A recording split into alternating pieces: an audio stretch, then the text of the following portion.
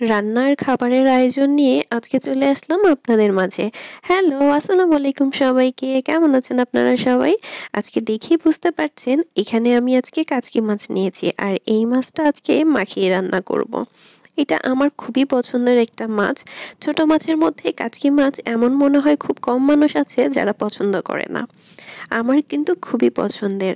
আর আজকে আমি মাখিয়ে রান্না করার জন্য এখানে কাচকি মাছ ভালো করে ধুয়ে নিয়েছি। এরপরে এখানে দিয়ে দিলাম পেঁয়াজ কুচি, রসুন কুচি, টমেটো দিলাম, কাঁচামরিচ আর এখন দিয়ে দিচ্ছি মশলা। আমি এখানে তেলও দিয়ে নিয়েছিলাম। একে একে সব মশলাগুলোও দিয়ে নিচ্ছিলাম। মরিচ গুঁড়া, ধনে গুঁড়া, হলুদ আর জিরা গুঁড়া দিয়েছিলাম। আমি লাস্টের দিকে একটু গরম মসলা দিয়েছি, এখন মাখানোর মধ্যে দেইনি। তো আজকে ভালো করে হাতে মাখিয়ে রান্না করব। কাঁচি মাছটা কিন্তু হাতে মাখিয়ে রান্না করলে খুবই ভালো হয়। অনেকে আবার আলু কুচি করে দেয়, কিন্তু আমি আজকে আর আলু দেইনি। আমি এইটাই একদম মাখা মাখা করে রান্না করব। আর মাখানোটাই এমনভাবে মাখাতে হবে যেন মনে হয় যে মাখানোতেই রান্নাটা অনেকখানি হয়ে গিয়েছে। এই যে আমি শুরু করে দিয়েছি মাখানোর পর্ব। আপনারা অনেকেই হয়তো এরকম মাখিয়ে রান্না করেন, আবার অনেকে দেখা যায় পেঁয়াজ, রসুন এগুলা বাগার দিয়ে তারপরে রান্না করে। তো আপনাদের কাছে কিভাবে রান্না করলে খুব ভালো লাগে আমাকে কিন্তু অবশ্যই কমেন্টস করে জানাবেন। আজকের আমাদের খাবারের মেনুতে ছিল এই কাচকি মাছ, ডিম ভুনা, সবজি ভাজি, লাল শাক।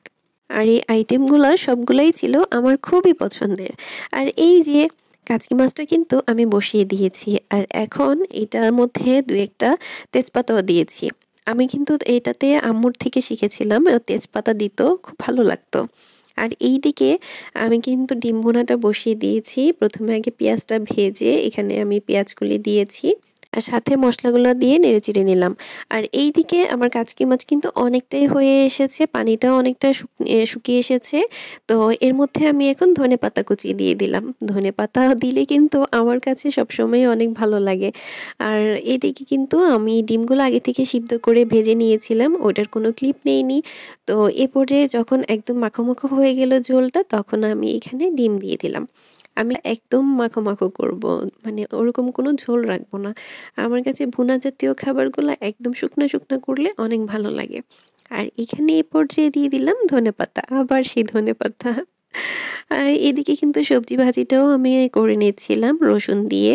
প্রথমে তেলের মধ্যে ভেজে নিলাম, আর এরপরে আমি এখানে ফুলকপি দিলাম আর পেঁয়াজ কলি আর হচ্ছে গাজর। এই সব কিছু দিয়ে আজকে সবজি ভাজিটা করে নিব। এই সবজি ভাজিটা ভাতের সাথে যেমন ভালো লাগে, সকালবেলা কিন্তু রুটির সাথেও অনেক ভালো লাগে। সবজি ভাজি আর ডিম ভাজি হলে সকালে কিন্তু রুটি নাস্তাটা খুব সুন্দর মতো হয়ে যায়। আজকের ভিডিওটা এ পর্যন্তই। সবাইকে অনেক ধন্যবাদ। আল্লাহ হাফেজ।